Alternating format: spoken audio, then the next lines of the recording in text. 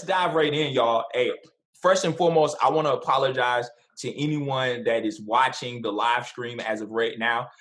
We do apologize for the technical difficulties. What Murphy's Law, right? What can go wrong will go wrong. All we can do is plan for it, adjust, and be agile. And so, to these brothers that I have on the call, I certainly do appreciate your time, your talents, your gifts, your treasures, your knowledge. We've had already amazing discussion, even while we were kind of off camera and not broadcasting. And I just appreciate you all and love on you. This Substantial Conversation series is the brainchild of Substantial Magazine, a magazine that tells the stories of affluent minorities and discusses relevant issues that directly impact our communities, brothers. And now more than ever, I think we should be having substantial conversations about so many things, right? Like, it's just amazing to me that we're living in a time that we're living in. But before I dive into that, I want to again welcome you all and say thank you for joining us this evening. I've had the pleasure of knowing and talking to each and every one of you men on different levels at different times in my life. And in each of those, I count it as a blessing. Just the amount of time and knowledge and passion about everything that you all do, that you pour into me, it's only right to find a unique way to amplify that. And so without further ado, I want to thank Brother G-Todd Taylor. I want to thank Brother Terry Brown. I want to thank Brother James White. And I want to thank Brother Torrence Phillips, all of which will have a few moments to talk to you and bring a more formal greeting of who they are, what they do, their values, what they stand for. And I want to start us out, one, by asking, how are you all during this time? We look good to have been stay at home, COVID-19 quarantine, but really, how are y'all doing? And then as you all give your formal introductions, I want you to start with what really brought us here tonight, which is this notion of how do we save our young men, man? Like, how do we really begin to have conversations, real, genuine, authentic, difficult conversations about the lives of young Black men that are being taken in the injustices that are continuously existing right now in our world and in our nation and our society. So without further ado, I'm going to start with Brother Garrett. Please bring greetings, who you are, and speak for about 3 to 5 minutes. I know we can go forever, y'all, but to be respectful of our time and everybody who's viewing's time, about 3 to 5 minutes of just the recent events around Ahmaud Arbery. Well, I appreciate the opportunity, Greg, to speak, and thank you for bringing this platform to head. We're in a situation now where we really have to have these conversations. I'll bring you, first of all, greetings from Greenville, North Carolina, where I am a small business man. I work primarily in mental health, behavioral health care. I've been working. This would have been this is my 20th year in business. And we have been working with at-risk juveniles and the community at large with nonprofit work and just working around a plethora of issues that are affecting our community, and been doing so for quite some time. And we're in a situation now where we're seeing the manifestation of years of neglect and years of media misrepresentation of our youth. And we're seeing the unfortunate consequences of it. We have been, as a people, been labeled since the very beginning as aggressive, as violent, and we have allowed the American media, American government to put into the American consciousness this interpretation of Black manhood as aggressive, as violent, as a group of individuals that have to be maintained lest we attack and become a danger to those around you. And without the adequate level or the adequate response to that or counter narrative, we see the unfortunate consequences where just merely our presence is inciting violence and action and towards a negative. I mean, there really is no safe space if you're an African American male in this country. Whether you're sitting at home watching TV, then there's nothing stopping someone from busting in your door and taking a life. And I think probably the biggest travesty of all of this, we understand the bad things happen, and the first thing people love to do is talk about, well, what about Chicago? What about these other situations? What we are upset about, and let me make sure we really break down what this anger is. The issue isn't that bad things happen to African Americans; it's bad things happen without consequence. The fact that someone could take a young Black life and do so without consequence is a theme that has been going on far too long, and it's something right now, quite frankly, we don't have the luxury of waiting any longer to solve.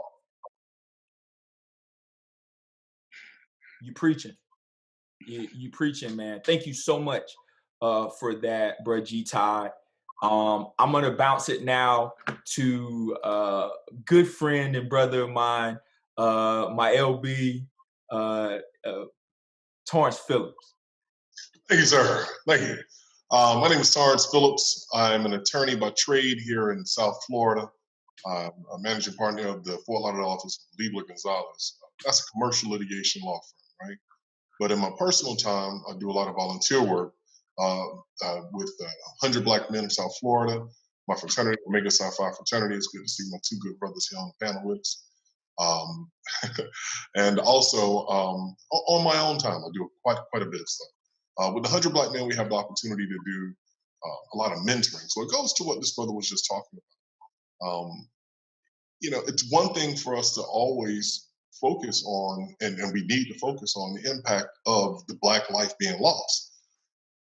We also need to focus on the fact that, there's this presumption that the Black male has perpetrated or is doing something to cause whatever repercussions he's facing. When it can also be institutional, it can be, it can just be the fabric of America, right? But when we talk about the embrace of that and the belief of that, we also have to understand that we embrace and believe it as well. Legislation that was passed in the 90s, I personally supported, have led to mass incarceration, right? But currently, we have people who are adopting it on both sides, right? So we believe in the prosecution when it doesn't look like us, but we don't step up to administer that same level of outrage when a young Black life is taken, right? Wow. Okay. And it needs to have the same exact reverberation. Now, that's not what we're here today about. What we're here today about is the whole systemic oppression that's happening in Georgia of a case where it looks to be a clear, in my opinion, clear modern lynching. But we're going to talk about what opinions mean, right? We're going to talk about what we bring to that conversation, what our experiences teach us to believe.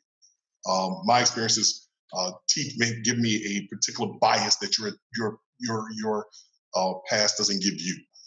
Confirmation bias can be really, really strong. When I first heard about this case, it was about, I want to say it was mid-March.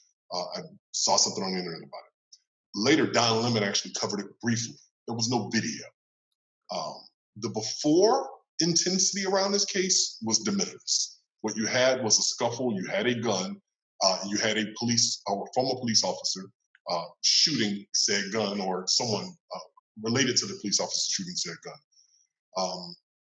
The video really concurs with the narrative that was out. The individual who leaked the video was the attorney or the attorney who interviewed the two that were subsequently arrested. He didn't leak the video so that they would be arrested. He leaked the video to prove that they weren't Confederates running down the street with a flag hanging behind them. Short of that is, he literally thought it was exculpatory information that he was leaking. It really is a confirmation bias type situation, often in the way things get prosecuted or they get approached in the media. There's another shooting going on, information going on right now, a gentleman named Sean Reed. He was accused of shooting at some people at some unknown time. And later he ran from the police. The police put 10 bullets in his head and made some pretty outrageous comments. They didn't realize it was on live as we are. That's not this case, but there are a lot that it talks more to the confirmation bias, right? I literally have friends who are saying, I want more information, even though they have a video of what occurred. I want more information because maybe his prior bad act somehow can be influential on what we believe he did today. So when we get to a situation where we hear a young man was in an area and there was supposed theft and he's jogging down the street and these two law enforcement or one former Leo and his son, they pursue this purported robber, it fits into a lot of the biases that Black, white, institutionally we all have. It took a video to change some people's minds on it. And even then, you know, if we're being completely objective, the narrative fits the video. So which one was it, right? I mean, I know what I think happened, and I know what my eyes showed me. But no, I think I spent my minute. Sorry, Rick. I told you I would. Hey, listen, it's okay, man. You get into that space where you'll start, like, you put a lot of legal jargon in there too that I'm gonna come back to, and I was writing some stuff down. You know, I'm coming back to you in just a moment. But I'm gonna defer to Brother Terry. Also, and so I'm gonna bounce it over to Brother Terry, who is a man of many things. But I mean, I just want you to kind of speak to your perspective because we've had a really good conversation about this. And I'm humbled that you were able to join us tonight to share some of your thoughts, words, and leadership. Sure. Well, first of all, I'm humbled by the invitation. I feel so unworthy to be on this panel with these superstars that you have on here, but I'm thankful. And you know, I'm a person who's, you know, spends a lot of my time you know, coaching, whether it's kids or whether it's adults on life skills or things like that. I'm a lawyer by trade. I spent a whole bunch of my time in prosecutors' offices, so I understand, you know, the thinking that goes into a lot of the decisions that happen in prosecutors' offices. And so for me, when I look at these situations, especially because they appear to be coming more and more frequently, I try to focus my attention on how are we different from the last time this happened. Wow. What have we?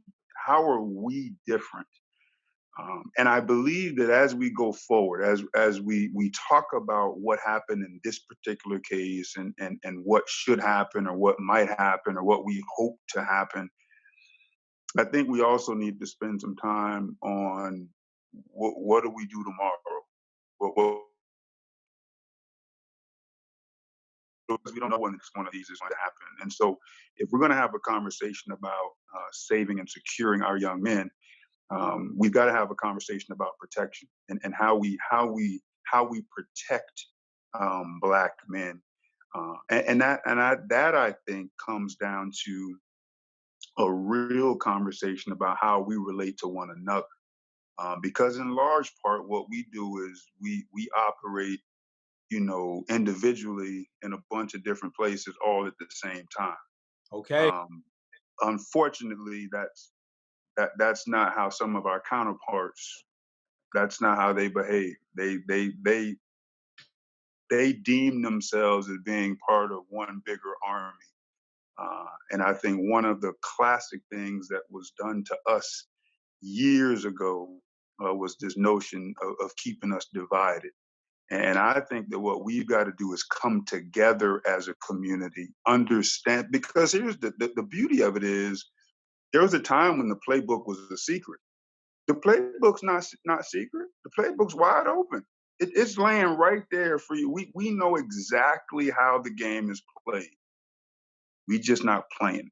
And so I think we've got to have a real conversation about how we get in the game, how we get on the field, and how we position ourselves to win. And the way we do that is by outsmarting, outthinking, outmaneuvering them at the playbook that they're using. They wrote it down.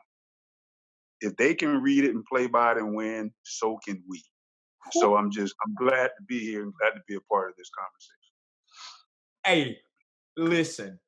First and foremost, man, do y'all see why I wanted to make sure he was here? Now, before I get into a lot, because I was writing still, if y'all see my head down or hear me typing, it's because I'm jotting down certain pieces of each and every one of y'all's thoughts and openings, because I'm going to come back to them.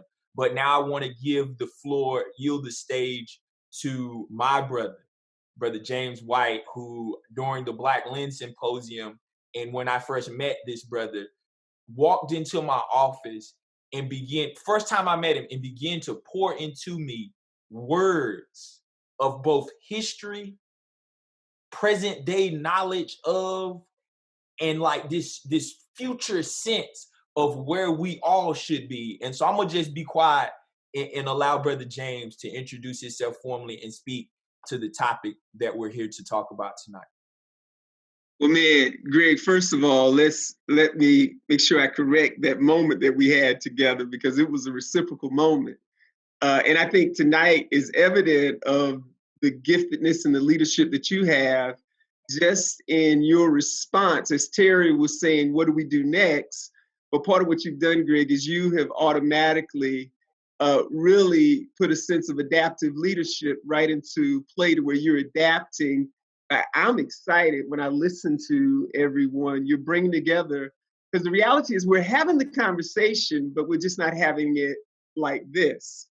And we're not having it as well, to where none of us here in this time have any particular agenda other than wanting something to be communicated from a perspective that hopefully will instruct, inspire, and move others to some sort of action. I so agree that absolutely there is implicit bias at play. And yet one of the realities of that implicit bias is because of the narratives that have been told. And even we've mentioned some of them, but I think we lack a historical understanding of the narratives of how we've gotten to where we are. So for example, even when we talk about video, well, and again, for me, I may be the oldest one here, I'm 59. And so some of this, I'm going to come from a perspective of having really lived through some major moments that I'll talk about later, because I don't want to use my 5 minutes up for this. But one of the things when we talk about how this has hit us all, and I think from a psychological internal perspective, is absolutely we're confronted with the systemic realities that now all of this says. Because what this says is that there's a system that is broken, especially when you look at the number of DAs and when you look at everyone who has seen this. This really does point to something very different than Rodney King. Rodney King, we thought it was just a group of cops that got off. Here you have a whole systemic response that we're able to see immediately that has failed. And that's one thing that is different. I think the other thing that is different too is, since Rodney King, we had this hope in technology. We thought that a camera makes a difference. And I think Torrence was sort of pointing to that, because the reality is, even with the camera, we know from Philando Castile, we know from Sandra Bland, we know from Eric Garner, where you can literally see that a camera doesn't give you hope. With Rodney King, that was the cry. That's why it led to a riot. Because when Rodney King happened, we knew, okay, we got him because it's on film. And you can look right there at the horror. And then when they were let off, I think there's a whole different level of complexity when we engage this conversation at this time.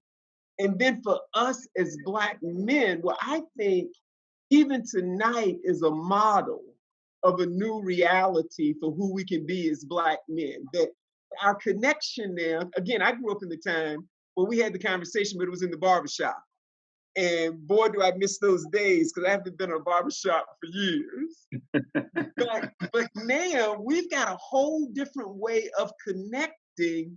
And part of what's beautiful about this call too is one of the things that's missing is the multi-generational connections that need to take place that we've missed since we deconstructed the center of the church, which is no longer the cultural thinking center of the Black community anymore. And now that whole center is very different, even in light of the generational divides that exist as well too. So what we're modeling is a whole new way of connecting conversations that really can be transformative. So I think one of the action steps that we start even with the beginning is may this become a model for other conversations. And I just think that's an outcome that we got to hold on to, because sometimes when we engage in this kind of dialogue, we wonder, what have we accomplished? But I think already in the very beginning, we've accomplished something just by having the conversation that hopefully will be reproduced. Do y'all see? Okay, so again, and I'm talking not to you all right now on the panel. I'm talking to every person that's viewing this, every person that's joined us via the actual Zoom right now. Why I wanted to make sure that I had the opportunity to pull these brothers together, and pull brothers together that aren't going to just simply in reactionary ways go, I'm mad, and we need to do something, right? Like, I'm mad, and intellectually, as I process all the information that's available to me, all the stories, all the, man, let me tell you, all the posts, all the news articles, all the content, intellectually process that. I've been consuming as much of it as I can, y'all, not only in preparation to have this conversation, but to have a multitude of conversations in the many hats that I wear, in the space that I am professionally, in the space that I exist in as a professor, as in the space that I exist in as a mentor, right? Like, because the trauma of this incident will outlast what these moments are, right? And you hit on that. I say that because you hit on that, Brother Terry. You hit on that, Brother James. You hit on that, Brother Garrett. You hit on that, Brother Torrence. Of, man, we've been here before. And so I'll start the dialogue or the Q&A off with a simple question. How does this continue to happen? Right? Like, somebody, and I'm talking to the two that's got the Esquire on them, the JDs, for just a moment. Like, what true legal grounds did the Michaels, even in their mindsets, begin to think they had to approach Ahmaud? Well, let me jump in. I mean, I think that, again, look at the playbook. We know what the justification is going to be, because the Waycross prosecutor already wrote it down. He wrote it in his memo. And so what he said is that I don't know how he knows this, but what he said was their intent was to stop Ahmaud and detain him until law enforcement got there. And then he made the statement, which is perfectly legal in the state of Georgia. And so what happens is that this keeps happening because, and no one in a grand sense, you wouldn't admit this, but it's because people think it's okay. On the McMichael side, they think it's okay. They had every right to do what they were doing. They were champions of their community for doing what they were doing. And if we're not careful, on the flip side, in a really weird and sick kind of way, we're not sure it's not okay. Because after these things happen, I always ask, what is the change we're demanding? I don't ever see it. And so we have a pattern, right? When these things happen, especially lately. So something happens, we jump, right? Some of us, more so than others, we show our rump. Then we call Crump, and especially lately, we blame Trump. And that's just what we do. That's just, but my thing is that none of those things are going to prepare us and equip us to deal with this going forward. Like, and you see it every day. Like, they put the microphone in some other so-called leader's face to get their take on what happened. And then I'm supposed to be swayed by what that person's reaction was. Oh, that was a good reaction, so I'm gonna support that person. I didn't really like his reaction, so I'm not gonna support that person. When the real question should be, I don't wanna know how you feel about what happened to Ahmaud. What I wanna know is, what have you done since the last one of these happened? And for the answer for all those people, it's gonna be nothing. That's what we have to stop allowing. And so what they thought is that, hey, we had a problem in our community. This guy matched the description. I don't even know what the description was, right? And the other thing I don't know yet is who's the person that called 911? Because someone was on the phone with 911, right? So that's what they thought. That's what the supposed justification was, is we're gonna stop them and detain them until the police get there. Now, to me, where it all falls apart is stop and detain cannot evolve or devolve into chase and shoot. That's not, come on, man. And so we've got to be able to demand something happen as a result of this. We've got to demand that our so-called leaders make something different happen so that we're not in this same place again next week, next month, next year. And until and unless we're ready to do that, we gonna keep having these conversations about these dead brothers. Torrence, I see you. I see you. Well, no, I agree wholeheartedly with Brother Terry, right? It's one thing to have a position of outrage after, right? But what are we doing in interim? Now, what we may disagree slightly is I do believe that some of these people are doing some of the material things that need to be done. They just need to do it more stridently. But who's most responsible? Us. As Brother Terry said, we look to Trump. That's the executive branch. We don't look at the legislative branch. Those are the people who write the laws by which we live. This is Zimmerman 2.0 on steroids, right?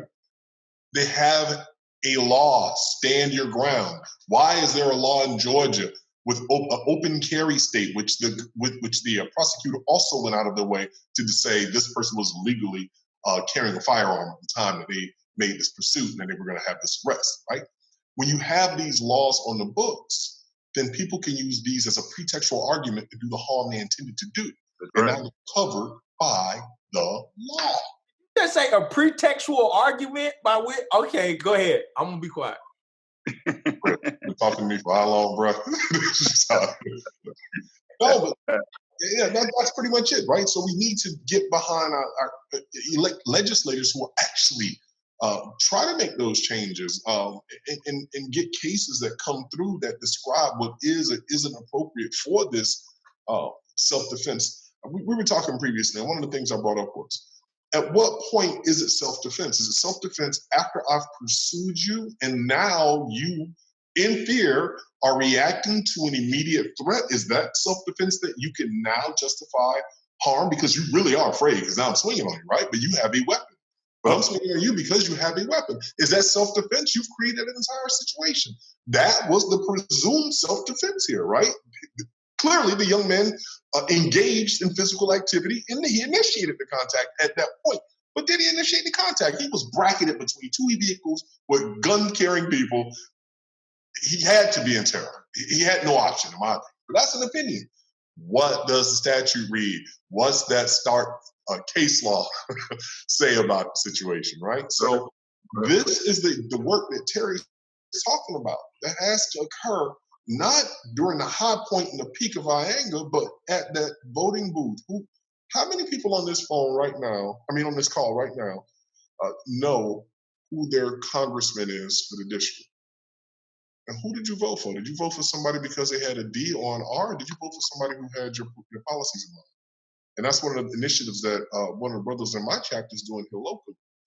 We're going to focus on making sure we get people who are actually trying to be active and make some change. Change starts ground up. Those things funnel through. Yes, we need to make sure that the executive is something less than what we have, right? Or more than what we have. Any left. But we need to work on the legislative body. Listen, you again, brothers, y'all are pulling out so many key pieces, man, that could be so many different substantial conversations. You just said something that I want to make sure I go back to in just a moment, but I want Brother G-Todd to weigh in on this from a place that I know Brother G-Todd gonna come from, which is these white men got in a truck, chased a black man down the street, and then after they found themselves having made the ultimate mistake, they got on the phone with their friend. And they said, hey, friend, I done messed up. Help me out. What I need to do? What should I say? How should I say it? What? So, Brother G-Todd, I want you to help me out, man. Like, when you first saw this, I follow you on social, you're active, man. You say what you mean what you say, and I genuinely appreciate you for being authentic. Like, help me out. Like, what ground, man? Where was your head when this happened? You was on mute. There you go. Cool. But yeah, to be honest with you, I received this video. Not the video. I didn't receive the video. I got a report of this. I heard about this. Someone inboxed, because a lot of people do inbox because they do know I'm pretty vocal. Somebody inboxed it to me. A synopsis of the story. They spoke about the break-in. Of course, at that moment, this is before the video.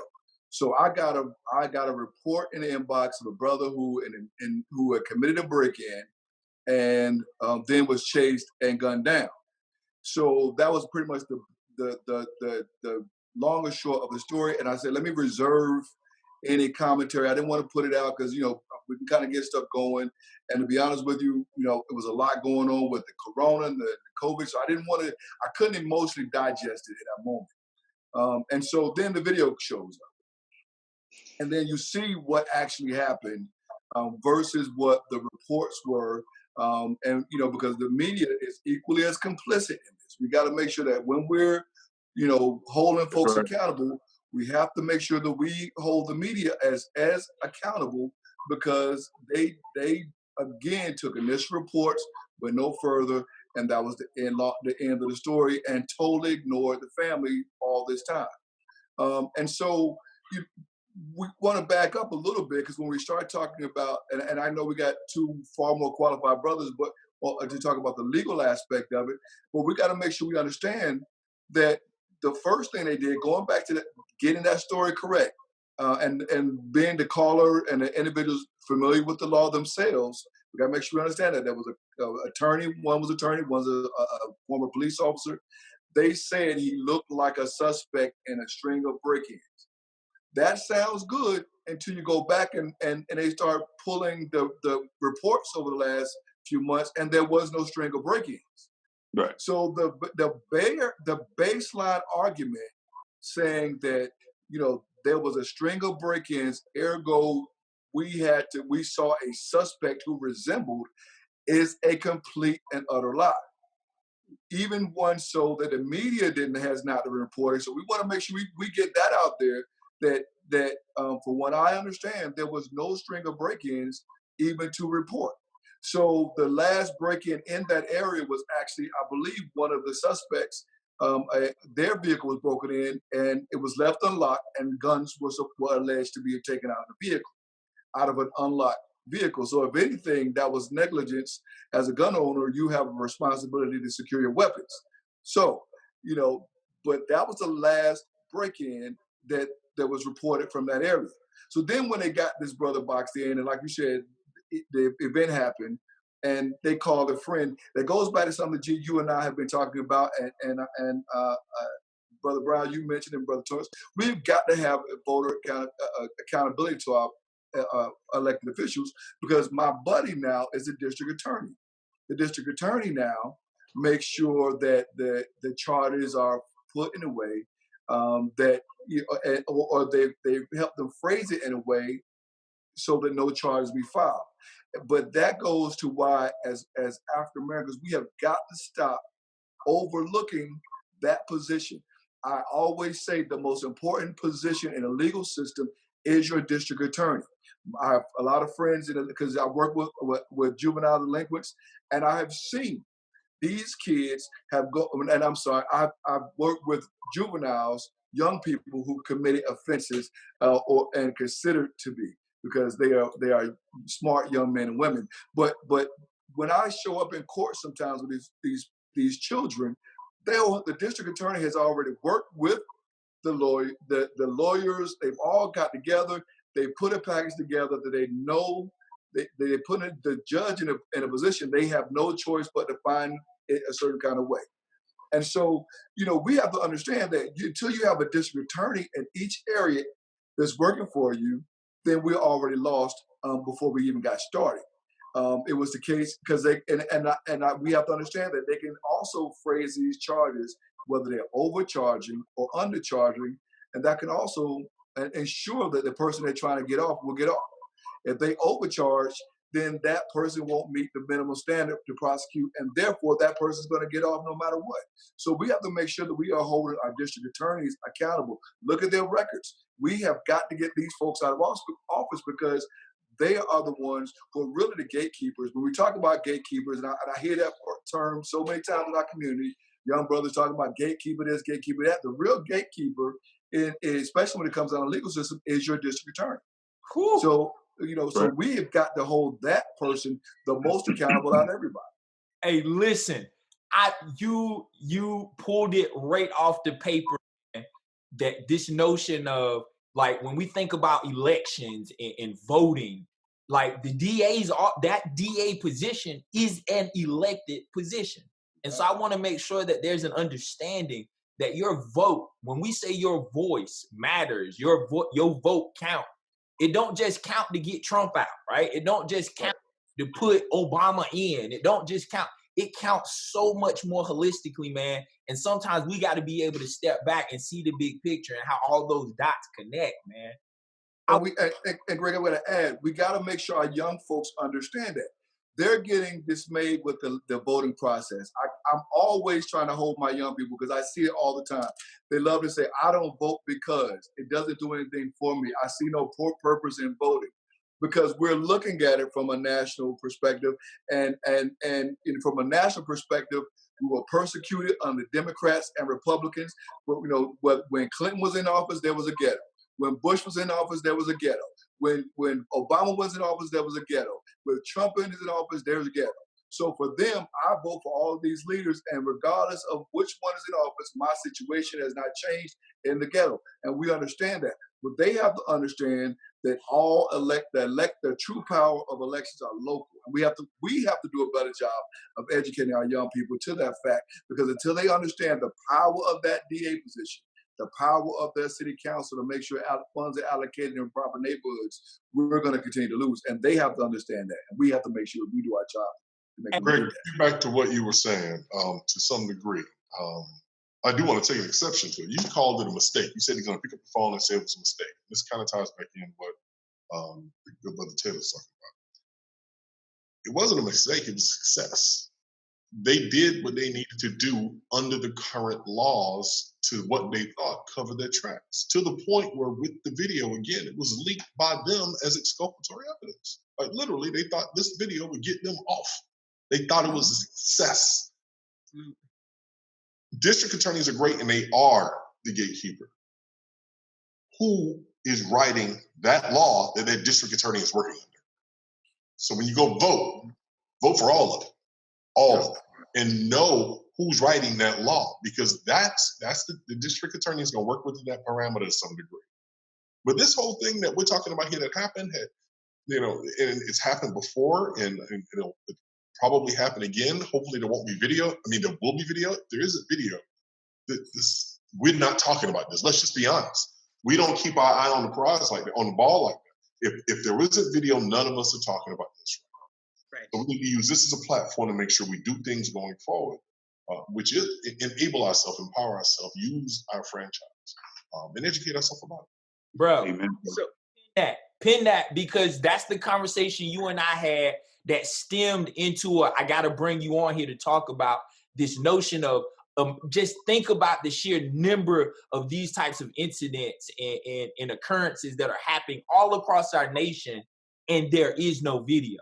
The only thing we got to go on is that report or that hearsay, right? So hold that, pin it for me, because Brother James, I want to come to you because, bro, like, I love how y'all are playing off of each other in this notion of segueing, because as Brother G-Todd mentioned, this notion of history, right, and historically. And I always come back to my brother because Brother White, we started off this conversation even before we were on broadcasting with this notion of the modern day Emmett Till.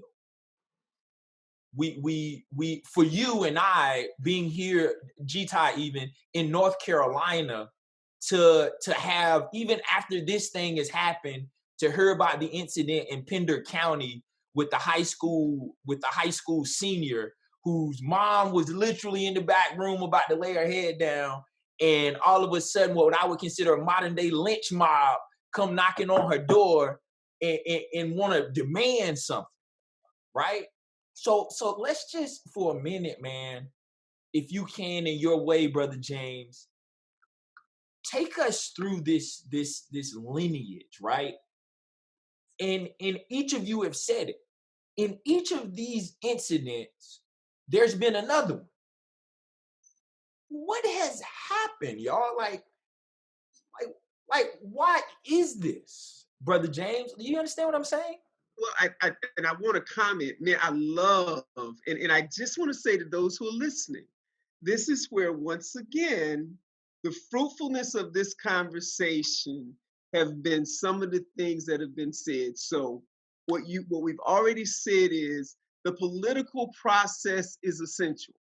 Understanding who is your congressman, understanding who is your DA, then understanding the power of the DA, some of the limitations. I just hope who's ever listening to this would listen to this in a way that they're taking away valuable insight that can be applied tomorrow, Monday. Those are some of the next steps. Now, the other thing I will say is one of the things that I think we don't want to lose in this conversation is absolutely who you vote for is important. But I think that's one of the challenges in the Black community is not understanding how the whole system fits together. Because it is not just who you vote for, but part of who you vote for has a lot to do with how the story is told. And so it's all these pieces have to fit together. I think Brother Taylor said something in the beginning when he talked about media. And one thing that I had a chance to do, and this is the beauty of technology now, because there's not as many secrets anymore. So I went and looked at how the Brunswick paper reported the incident. And it is fascinating the detail that they gave in reporting the incident. You just read how they reported it, and you would think the case, how come they weren't convicted? I mean, in the newspaper, they even said that the father and the son, grabbed their gun. He got his shotgun, he got his Magnum 357. So it even says that they grabbed it even before they got in the truck. So that's one. The second thing that I thought was fascinating is how they told the story. Even in the article, they went back to, at the end of the article, they went back to Ahmaud's record. Now, the only record he had was a record of having a weapon on grounds of his high school during his senior year in 2012. And that's the only record he had. And then what I thought was fascinating, and he got 5 years probation as a result of that.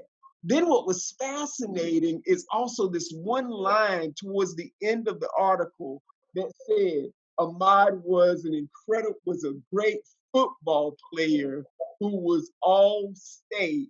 And I thought, isn't it interesting that they're going to end with that old narrative of his athletic proudness and trying to play into that narrative of him being dangerous. And so even the way the local media reported this, they're already preparing the public to look at this narrative in a particular way which is really going to interfere with an impartial jury, and which is good. So all of that becomes important, even as you look at this in every area of this and how this was set up.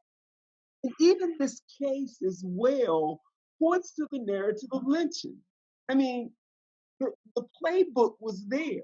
One, this idea of vigilante justice, which gets back to the narrative of lynching that's existed in our country for hundreds of years. And here's the other thing. Emmett Till is one person, but we go back to Emmett Till, but most of us have not done our work with Brian Stevenson and the Equal Justice Commission, and that is real important. When you read the legacy of lynching that existed for hundreds of years, it is mind-blowing. And when you look at this, it's the same script, that you got a father and son, and much of the historical brutality and really the mental dysfunction that it did in white people, the trauma it caused in white people. You even had lynchings where they would have a family event. There are literally pictures where you would have fathers with their kids and with their daughters. Here's the other thing that's brutal. You even had people that did lynchings on Sundays right after church. That's just how insidious and insane this whole act. So yes, it does something even to white people, and it creates a mental illness of supremacy and injustice in the psyche of white people as well. You got a father and son, each generation, who at 1 o'clock in the afternoon, not even thinking about it's daytime. Here's why. The legacy of lynching, you lynch people publicly in the daytime as an example. And so it follows the same historic narrative that exists. And even the same brutality. So people look and they wonder, how could there be a website? How could people celebrate that? Because this narrative and this psyche never changed in our society and in our hearts and minds. And as hard as it is for us, it's difficult for us to see that. Now, here's the other place that really puts us on notice. I get it. Yes, we have a video. But we got to ask, how come Ida Wells, Annie Lou Hamer, and others who didn't have video, they were able to organize and lead campaigns when media wasn't even as tight as it is today? And I would say there's some collective dynamics that don't exist anymore that we have lost in the Black community that makes it difficult for us to respond to this because we don't have a holistic approach. Yes, media is critical, but we got to look back at our ancestors who led some anti-lynching movements that literally shut lynching down. Because until the 1930s, the data suggests there were as many as once a week somebody was getting lynched in America. And one of the most brutal lynchings took place 4 hours right there in Georgia, a guy named Samuel Host that you can read. And it even has the brutality of how fingers separated and given away, pictures taken, the postcards, et cetera, et cetera. Go ahead. No, go ahead. I echo a lot of that. But I would also say that what you're talking about with the ability of those people to take their families to these lynchings, right, historically, that cognitive dissonance is still there. Yes. But it manifests itself in a different way, right? Yes. So there's that presumption of a Black man, whether it's innocence or not innocent, and it's all part of the historical context you're talking about. It's part of what we ourselves think. So take the Claudette Colvin v. Rosa Parks type situation, right? If you have the perfect victim, you are presumed innocent and you get this outrage. We don't look at what happened in that immediacy of the actual incident when it's us. And I'm talking about us. I'm not even talking about that. We look at Torrence, you dropped something that was powerful that I don't know if the audience understands. Some people have never even heard of Claudette Colvin. And Claudette Colvin was the young African-American teenage girl who really was one of the first ones, but because she was not, again, I think she was pregnant. And also, family. and here's the other thing too, Torrence, and I know this is a whole other conversation. She was brown skinned, not light skinned. There's even the colorism thing that existed back then. Go ahead, brother. Right, no, all of that, right? So if you have a victim who, or I'm sorry, a person who's one of these crimes was committed against, and they have a squeaky clean reputation, or they have an appearance that allows them to have a squeaky clean reputation, that can breach that cognitive dissonance gap. And I'm talking about it ourselves too, right? But if you have a kid, let's say the Sean Reed situation, we don't know all the details yet, but what we do know is what we saw. But if you have a situation where you know the kid definitely was involved with some less than savory issues, he was being pursued by the police for a robbery. Because what we're talking about here, I've heard it said several times, was he obviously wasn't robbing. What if he was? If he was robbing, you still don't have an opportunity to organize a lynch mob to go out and lynch him, and that's part of it. So yeah, we can do that examination for those who need that examination to be done, but we do need to understand when we do that examination, we undercut the real situation, which is why do we have this presumption that African American people need to be squeaky clean or need to be politically presentable to be victimized, when we know that not to be the case. But on the converse side, the first thing you do is see, we come out and say they were squeaky clean. They come out and tell us all the flaws that they had, and then we weigh whether or not they were good enough to be evaluated until we get some hideous piece of video. That's part of the problem, frankly, and I don't have the solution. That's real good, Tony. Hey, listen, y'all, like I said, I already know we could do this for hours, right? We have done this for hours. I know we were 15 minutes behind time getting started. I do have one or two more questions, one or two that have come from the folks in the Zoom. But before we even get into that, I just want to say thank y'all again. Like really to the, like, just to be able to have this conversation and understand the different pieces and parts from different lenses and perspectives has been nothing but helpful to me. And I'm almost certain it's been helpful to everybody that's had the opportunity to view this, that have kind of struggled between whether they should be listening to, who is it, Jill Scott and Erykah Badu now. That's at 9. I'll be there. But can we all just take a moment and Brother Garrett, Brother G-Todd, I'm gonna look at you first. Speak to the traumas, and then I want to come to you, Brother Terry, because you coach, you mentor these young men. Speak to the traumas, the micro impacts that incidents like this have on the minority community as a whole. The moment these things hit the airwaves and nothing happened, like for me, I have 2 daughters, but if I had a son that was anywhere around the age where he could go out on his own, it would change the way I felt, right? It would be like, man, don't go without me. Or look, not tonight, right? Or not today. Speak to that, Brother Garrett, and then I want to toss it to Brother Terry to also comment.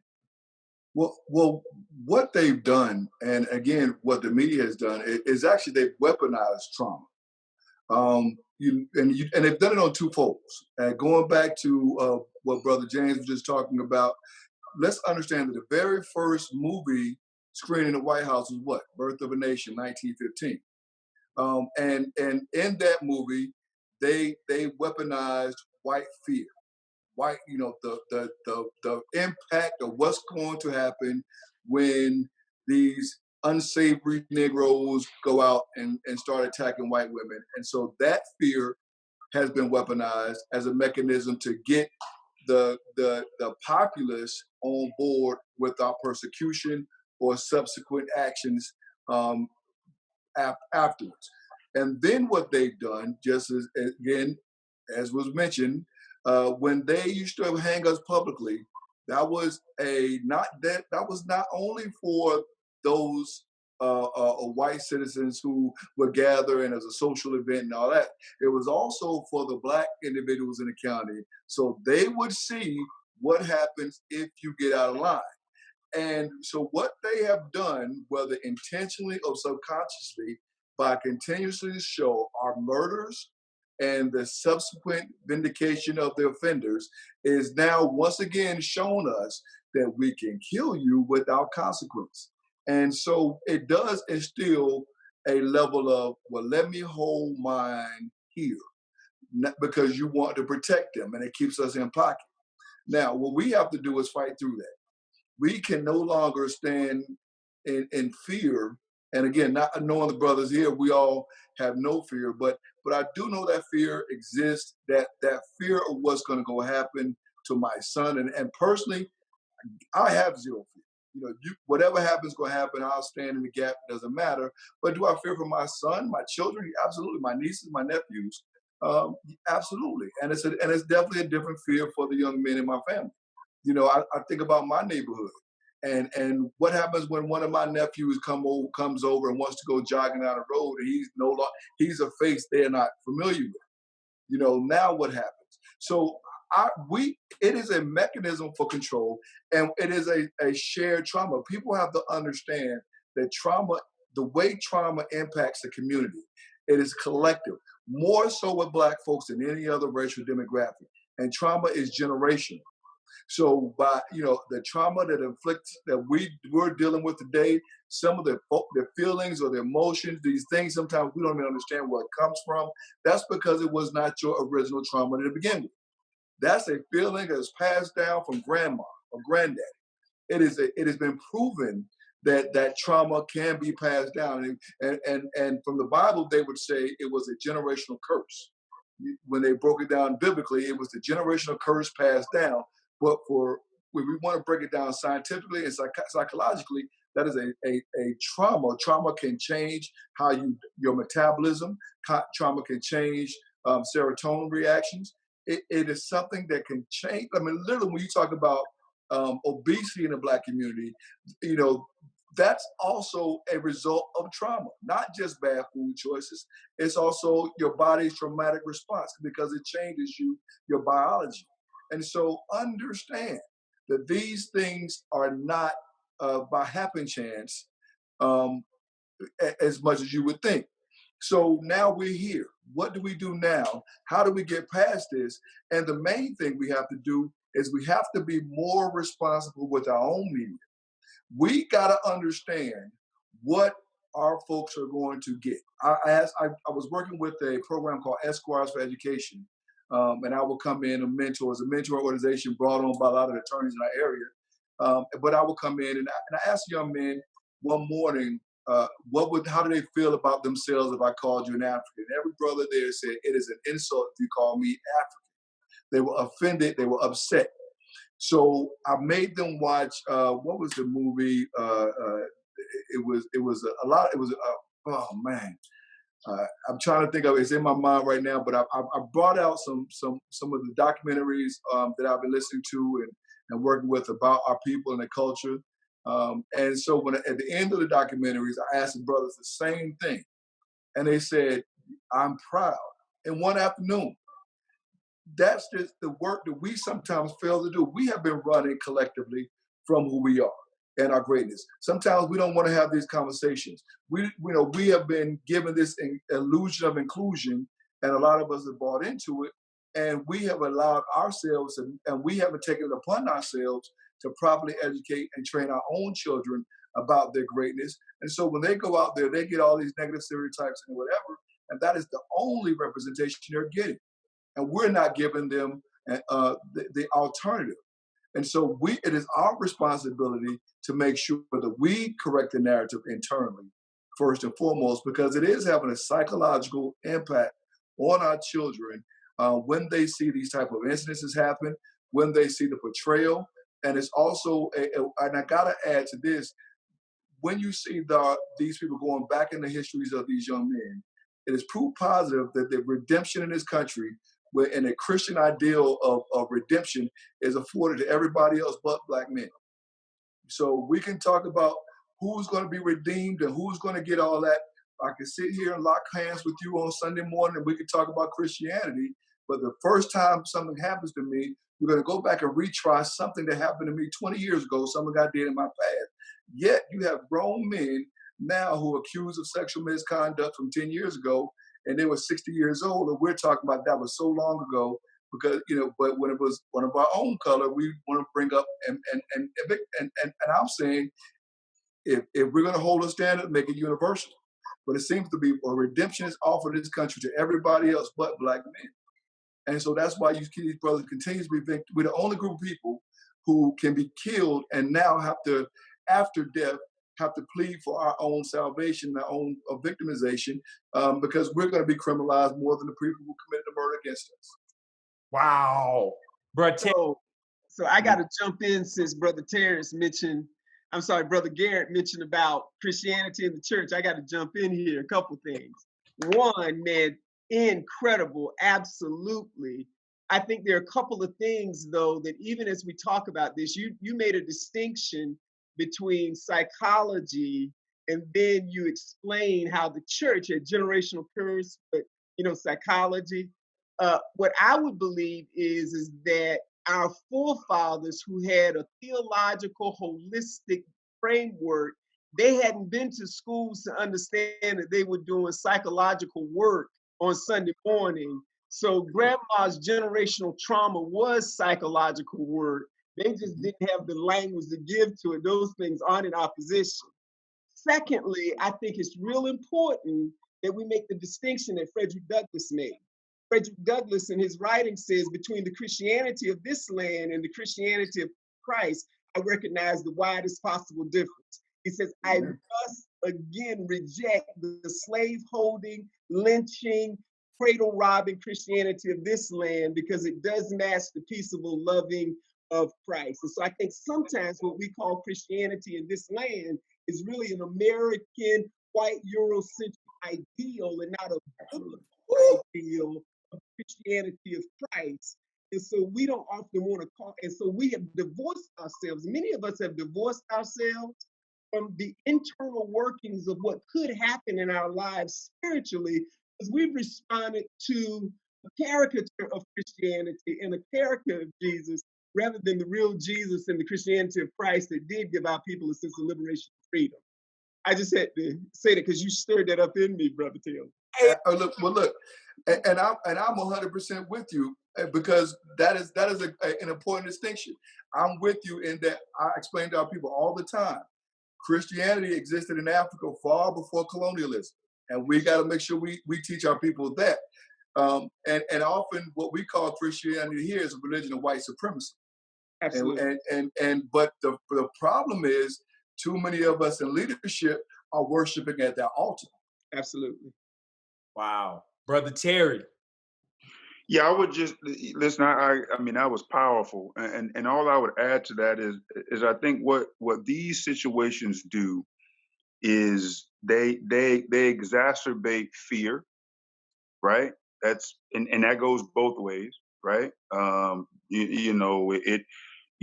afraid of us, we're afraid of them, right? It exacerbates anger, right? Obviously, that goes both ways, right? So just like you have all these things on Facebook supporting Ahmad, and you have also just as many supporting the two McMichaels.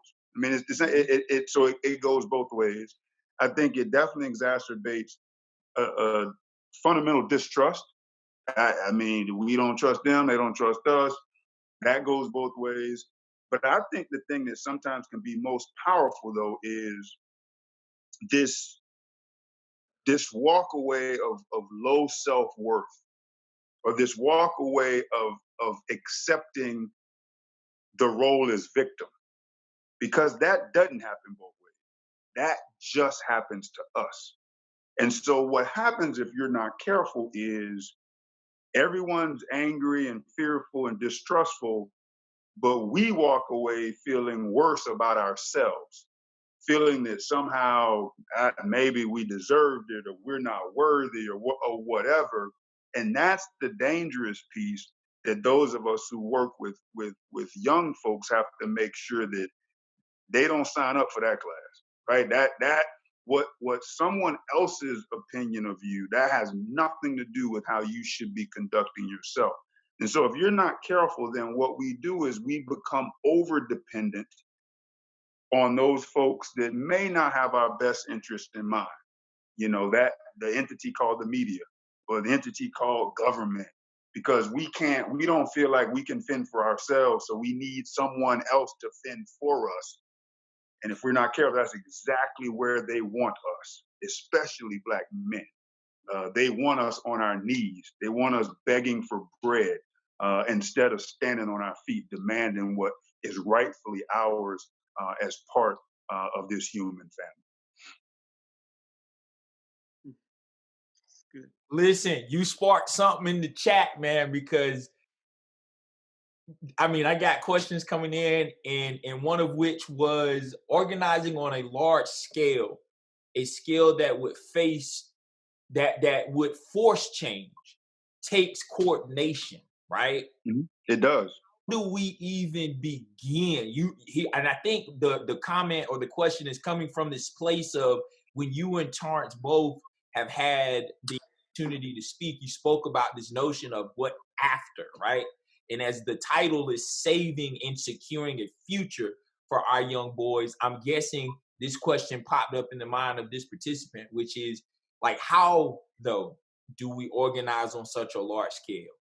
Let me just say this real quickly, and then I'll turn it over to Torrence or whoever. One of our demands has got to be effective and honest leadership. And if there is anything that we as a people have suffered from a lack of, more than most other things in some situations, it's been this notion. And so you're right, because hey, this happens in Georgia. Trayvon's in Orlando, with Ferguson, New York, Pender County. So those are all different places, right? And so if we're not careful, if we allow those to remain purely local issues, that's how they get dealt with, and they don't ever get sort of this national attention that is demanded. So my thinking is that right now this is on everyone's mind. There shouldn't be a legislator in this country, especially not in Georgia, that shouldn't be willing to make some serious changes because of what has happened. We need to demand that. And that doesn't matter if this particular state house leans Democrat or Republican. Everybody should be pissed off about what happened to that young man. And so I think on a large scale, I think that's where it starts. But I think, again, we've got to unite in terms of our energy and our concern for one another. Because when it happens to one of us, it happens to all of us. And that's how we've got to embrace it. And so tomorrow morning, it has to start from, this is bigger than Brunswick, Georgia. This is bigger than what happened in that neighborhood. And all of us need to demand that it gets treated that way. That's good. And I want to piggyback off of that exactly, because 100% agree. But to tag back to the Reverend a little bit too, I think one of the key things, I know we have lost that center. The church was where it all came from, right? But I don't know that it's so strided in the community that we don't have any. One of the places I think we look to is social media. BLM was born on social media. Those kids got out there, they got involved, they got impactful. They're trying to make a change, and they're coming through the ranks. You can look at the Me Too movement, also born through social media. So I think there's an opportunity for social media to build that web. Yeah. Emmett Till wasn't I'll be done in just a second. Emmett Till wasn't the first, but what happened was he was a big media event. There have been so many Emmett Tills since then. There were so many Emmett Tills that in Atlanta, they made a serial kill out of what may have been independent people doing independent deaths among Black men, because it was happening for such a period of time before and after the arrest that you know, who knows if it was one individual? They don't even believe that. But intel happens all the time. But it's that disconnect Brother Brown was talking about that is the problem. We don't stitch that fabric together and look at that quilt, right, and see what it makes. We treat each one of those as swatches, and with different levels of outrage on those swatches. And we have to hold our leaders accountable for it. We'll make one caveat. It would be great if this could be the type of issue that we could say could span that gulf of discord between that cognitive disconnect we were talking about earlier, right? But here's the truth of it. There were a bunch of children slaughtered at Sandy Hook. Wow. President Obama tried to use that opportunity to leverage that into gun control. Never happened. 55 people were murdered in Las Vegas. Still didn't happen. Sometimes we're going to have to just be that water against that rock to smooth that stone. But to Terry's issue is we're not even a trickle. So, you know, it's up to us to do it. Yeah, you know, I think, and hear me, I think you're absolutely right. I think this has been, to me, one of the blessings of COVID-19 is we now have had to redefine how we are connected together. And as far as I'm concerned, it will be a loss if we try to go back to business as usual now as we walk through COVID-19. And I caution us, it's not after COVID-19. We will continuing to be journeying through COVID-19 because the real repercussions of this economically and the real repercussions of this health-wise is going to impact us as a people in a way that I don't even think we're imagining or planning for.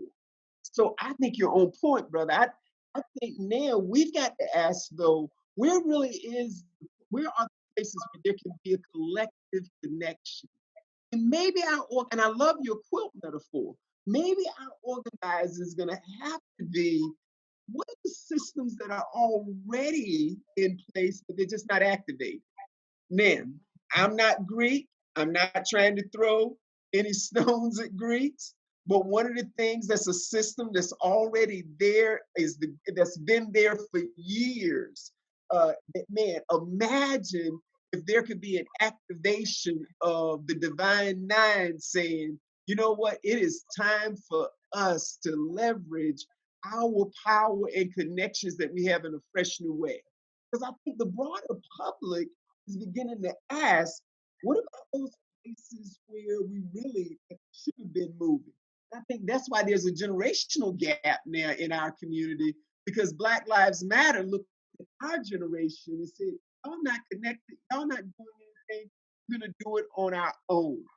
And one of the hard parts about that is, and this is what we learned from the larger community, you still have to have that generational connection. Because there is work, but there's a need for wisdom as well, too.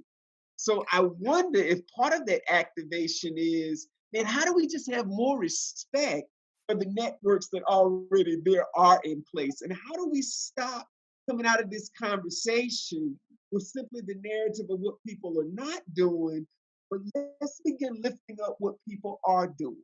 I mean, who else is on the ground in Georgia that really is getting after the work, but we just haven't lifted up? I mean, I don't know. I'm just saying, I think we've got to think about this systemically in a very different way. Wow. You know, it's funny, Brother James, I was making notes to kind of comment, and you hit on one of the key ones, and that is for us to work within the existing organizations. A couple of brothers mentioned 100 Black men here. You know, we're Omega Psi Phi is in the building, and there are a lot of other very active Pan-Hellenic organizations. We have countless, we have motorcycle clubs, we have all these other groups. And I've talked to a lot of these brothers who are willing. And so at some point, we got to come from community to community and put together some plans on how we're going to work through these situations and what's going to be our action plan in each and every community.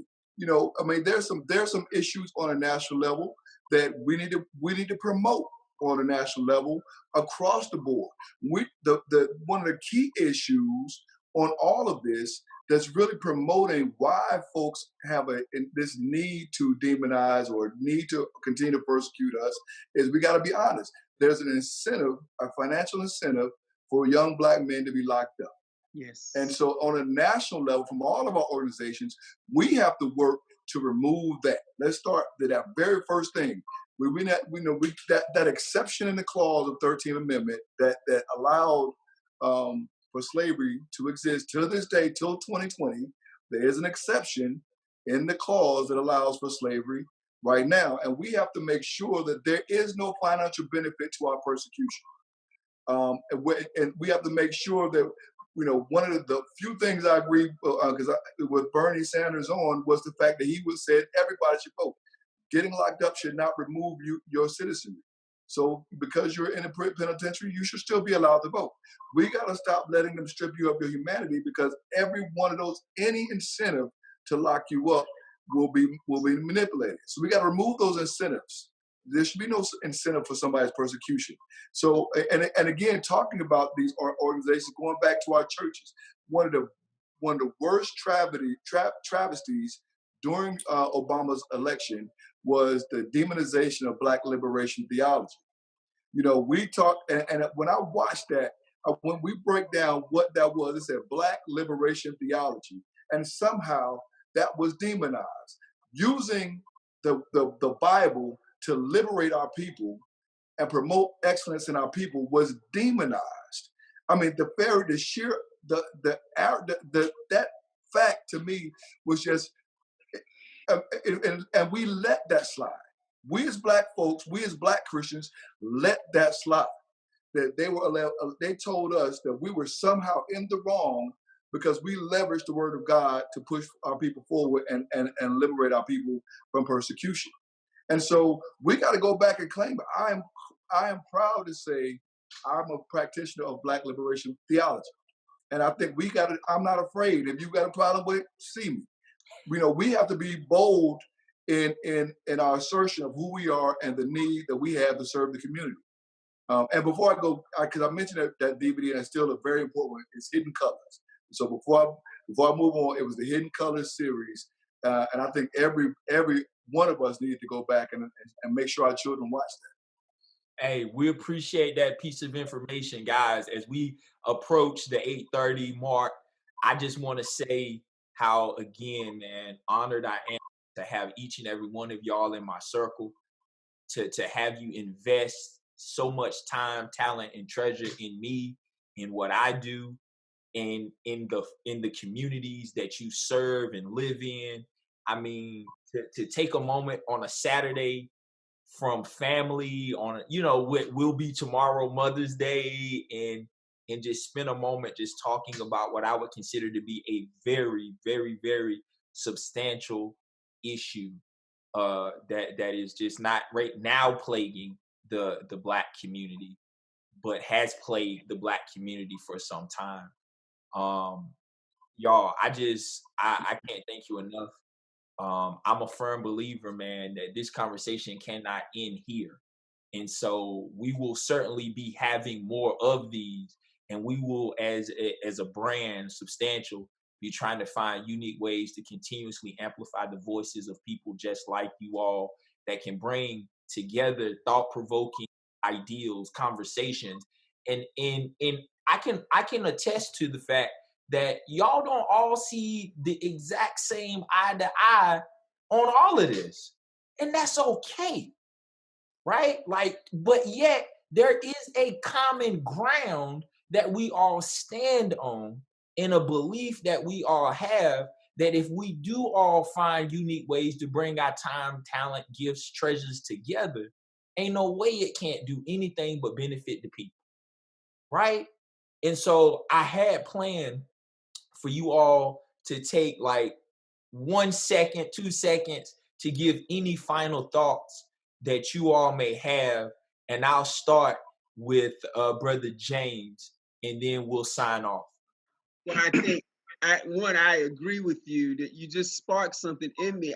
I also think we have an opportunity to take back the false narrative of the fact that difference is a challenge. Difference is an incredible opportunity, because the reality is we needed both Martin and Malcolm. We needed both W.B. Du Bois and Booker T. So that's one of the things that we've got to get out of mind, as well as this idea of needing this one heroic person, because that moves us away from the systemic realities that are needed for change. And I think this is an example that all of us together are going to be cool, but it's important that we are different. It's important that we do see things differently, because it's going to take a variety of strategies from a variety of places. And it's going to be important that we allow everyone to come to the table. But then we've got to understand where our gaps. I think the two more things. One, I think it's Mother's Day tomorrow. And one of the things I don't want to do is make sure we don't include the power of women in our community and the power of women that's being essential in this conversation. And I understand, absolutely, there's some uniquenesses for us as Black men, but the destinies of Black men and women are intricately tied together. And that is because we're not an individualist people, we're a collectivist people, and we're a communal people, and we understand the historic role of Black men and women together. And that's a whole nother conversation. Finally, we've got to be whole people. And this is why I'm so glad that in this conversation, we talked about technically excellent, we talked about intellectually excellent, and we also talked about being spiritually sound. And all of those have to find its place together as we move this conversation. Thank you. Thank you. Brother Terry, final word. Yeah, I think this has been awesome. I really thank you for putting this together. This has really been a conversation that's been long overdue, and I hope we keep having them. Look, I think in a nutshell, we're at a place where there's no other way to say it other than it's time for us to arm ourselves. You know, one, I think we need to arm ourselves with legal protection. I mean, these jokers on the back of a truck had the wherewithal to pick up the phone and get a lawyer on the phone. All of us need to be able to do that. I think that's number one. Number two, I think we also need to arm ourselves with legislative protection. We need to put people in office who have our best interest at heart and get those people out of office that don't, point blank. I think we also need to focus on local leadership. We need to arm ourselves with that. We need to be mindful of judges and DAs and council people and all those people who play a huge role in the things that happen to us every day. And lastly, I think we flat need to arm ourselves. I would love to see the subtle message sent if by the end of the year there were 1 million Black gun owners. There were 1 million Black folks that just joined the NRA. They're in it because it's our right. It's our right. So in every one of these situations, it all plays out the same. White people with guns, Black people without.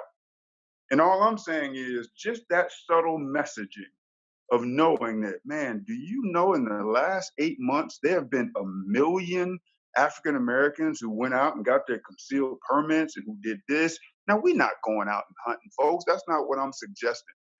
But what I'm saying is, like Brother White talked about, when you go back and look at our history, you know what the Black Panthers did? They gave dignity to our community because they armed themselves and they policed the police. That y'all not coming in here with that foolishness. And we're well within our rights to do so. We're not causing any problems. But guess what? Y'all not gonna come in here and cause no problems either. And I think we have to be dedicated to protecting our families and our communities because they're just that important. I thank you, and I would be honored at any time you want to have another one of these conversations. Thank you so much, Brother Hedgepeth. Wow. Hey, that's a whole nother, you just opened up a whole nother substantial conversation. Man, we could go on forever. Brother Torrence and then Brother Garrett, closing word. Brother Torrence. There you go. I just want to thank you as well, my LB, my Duke's doggy. Thank you for inviting me to this panel. It's been fantastic. Brothers on here they gave me things to think about I would like to invite people to listen to a young guy found on the internet, made a song called My Vote Don't Count. Talks about, his name's Yellow Pain. Look it up on YouTube. I'm going to give Gary the link. I think you'll all agree. Talks about the importance of voting. It might be something that you can show those youth that might motivate them. I've been watching a series called Handmaid's Tale, right? It's a dystopian society where the rules are so strict and they keep people in line, and it's very punitive. It's pretty dark. But in a lot of ways, we live in a dystopian society ourselves, not of our own making. Right? We live in two different worlds. We live in Black America within a white America. What we have to stop doing is promulgating it. Like Brother Terry was saying in his conclusion remarks, it's up to us. The impetus is up to us to educate ourselves and armor ourselves in those things he was talking about. He's not kidding. That incident he's talking about with the Black Panthers. California has the strictest gun control in the country. Strictest in the country. It didn't. It was the Wild Wild West. What happened? The Black Panthers showed up. They did what these militia did in Michigan, really. Ronald Reagan, who was the governor of California at the time, a Republican who's supposedly gun-loving, put some laws in place to make sure that they felt that impact. Go out and register if you have the right to do it. Register for two things. Register for ability to carry a firearm and to vote. Doesn't mean you need to go buy a gun. Those registrations will have that same impact. Definitely register to vote. It's the only thing we can do right now. It's to vote and bring one person with you, and make sure you vote all the way and know who you're voting for. You have that obligation. Know who you're voting for. Vote all the way down the ballot, because that local administrator trickles up. It's called pipeline. You pipeline those people through a system. So again, thank you for the opportunity, brother. And I look forward to it. If you ever have another one. Thank you, brother. Thank you for that. And again, y'all have heard the emphasis on vote, vote, vote, and not just for the primary, not just local, state. Vote. If you got to vote for who gonna be your president and your homeowners association, vote for that too. Because as you walk around a community, you have the ability to go, I want to welcome everybody into my space and not just the folks that I know and grew up with. Brother Garrett.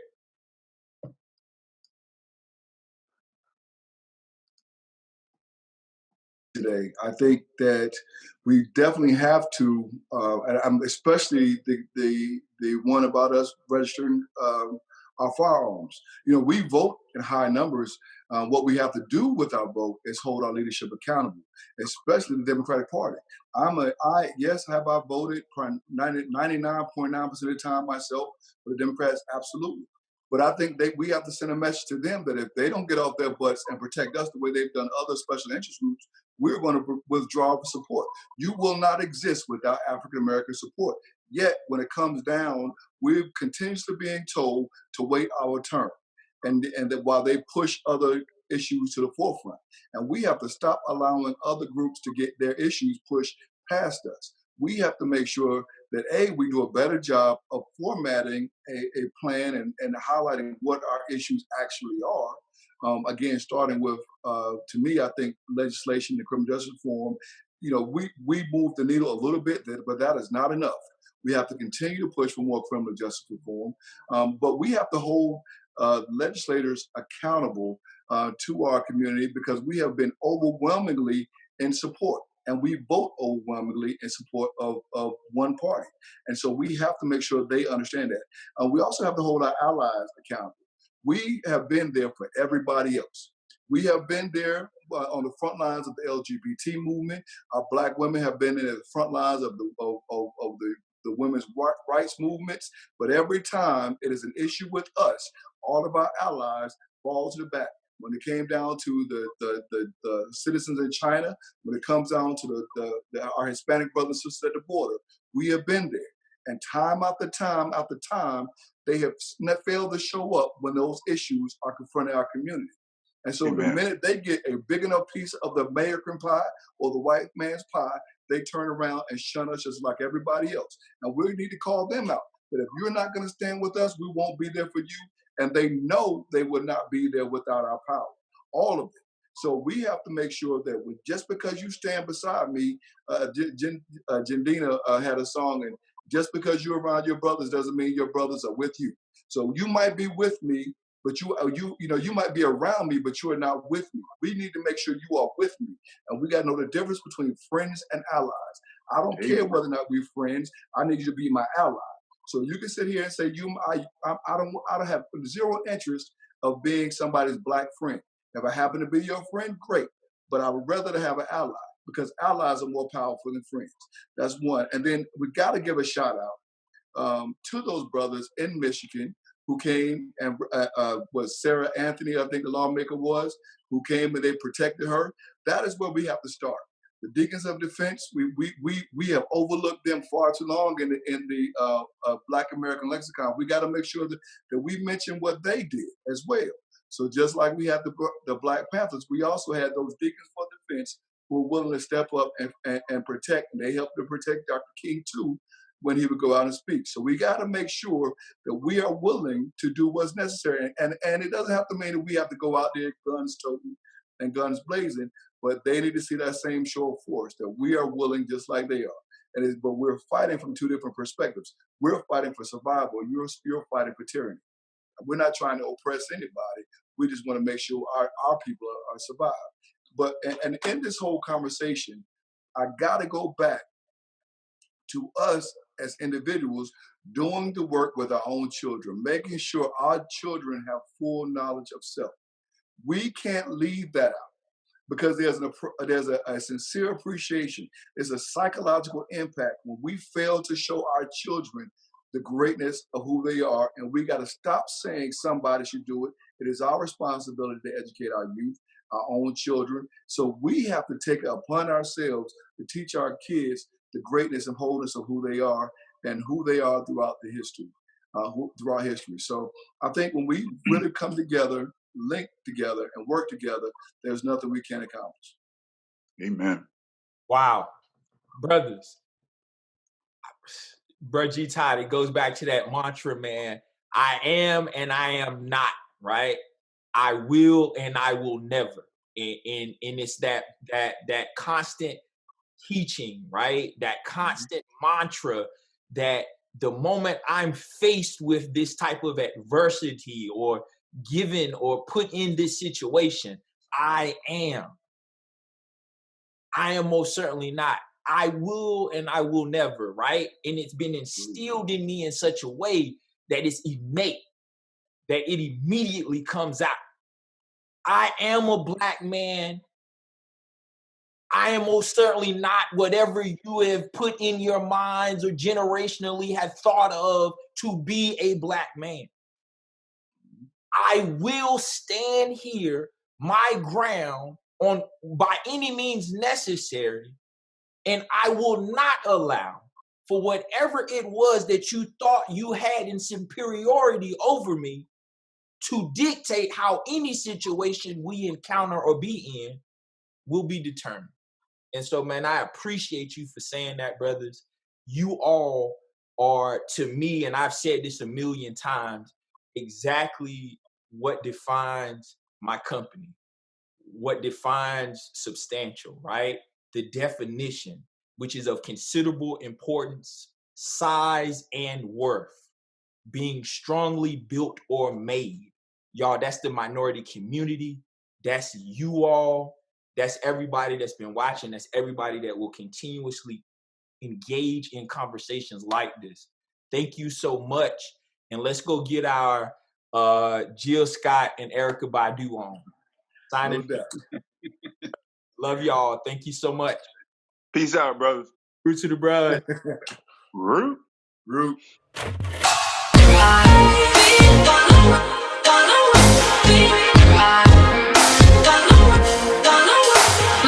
Gonna